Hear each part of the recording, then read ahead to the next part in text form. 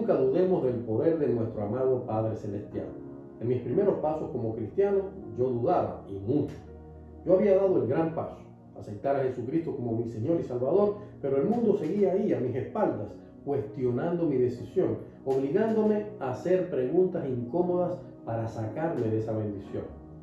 Pero a los que tenemos la cabeza tan dura, Dios nos prepara vivencias tan estremecedoras que echan por tierra todas nuestras incredulidades.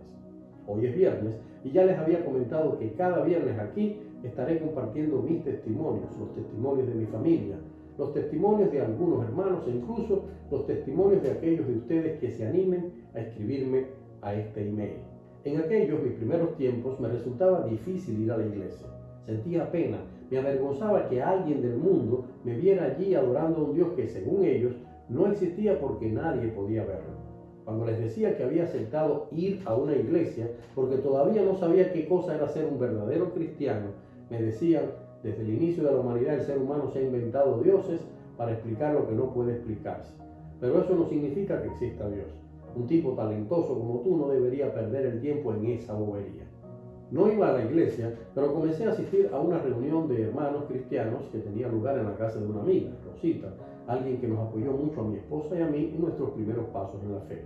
A ese tipo de reuniones se les llama de muchos modos: casa culto, células familiares. Acá en Alemania se les llama Hauskreis, y suelen ser espacios donde se alaba a Dios, se lee la palabra y alguien comparte la palabra.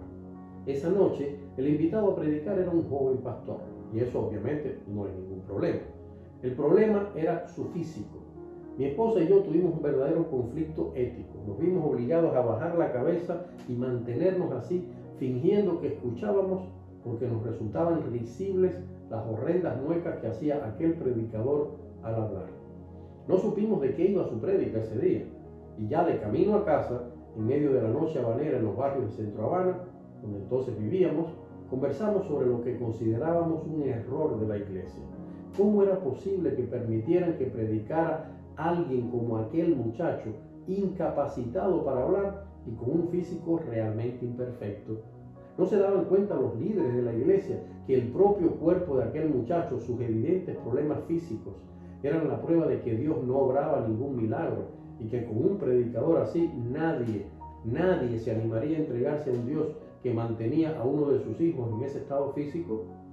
Por lo que yo sabía de medicina, ya he dicho que mi tía materna era pediatra y yo crecí en ese mundo, la deformación de aquel muchacho se debía a una poliomielitis durante su niñez.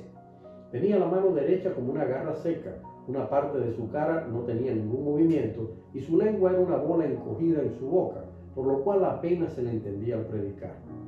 Lo que no entendí hasta tiempo después es que a él Dios le había hablado: te he llamado para que seas un predicador y vayas de casa en casa enseñando a otros la palabra que les he dado a los hombres. Y aunque él sintió en los primeros tiempos que aquello era un castigo, sabiendo que muchos se burlarían, comenzó a prepararse en la palabra para convertirse en un predicador. Se había convertido en un predicador, conocía muy bien la palabra de Dios y había confiado en el propósito de Dios, rindiéndose a la voluntad de nuestro Padre Celestial. Todavía uno pasaba mucho trabajo para entenderlo. Su cara y su cuerpo seguían deformados, pero quienes lo escuchaban elogiaban su conocimiento de la palabra de Dios. Quiero basar mi prédica de hoy en estos versículos de la palabra. Dijo esa noche aquel muchacho.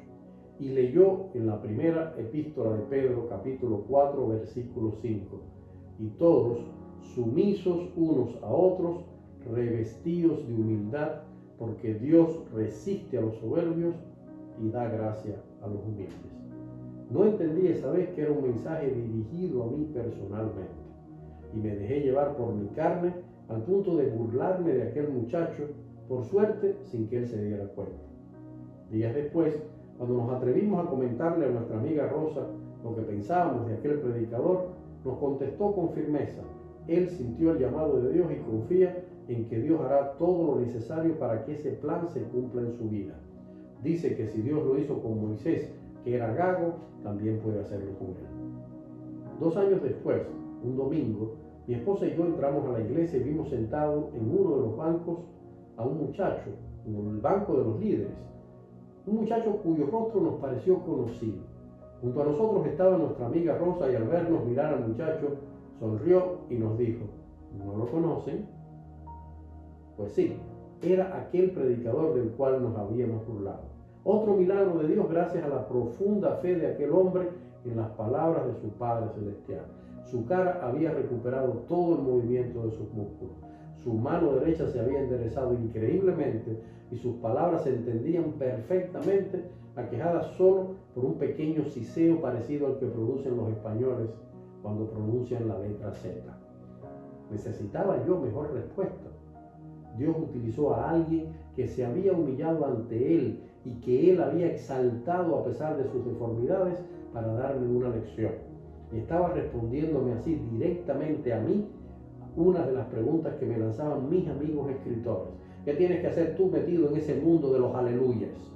Dios me había hecho saber, aun cuando todavía yo no captara su mensaje, que si aquel muchacho que por ley humana estaba condenado al fracaso y a la burla de los demás, Él lo había elegido, ¿qué no sería capaz de hacer con alguien como yo, a quien Él había dado otros talentos también necesarios para la extensión del reino de Dios en la tierra? Dios te bendiga.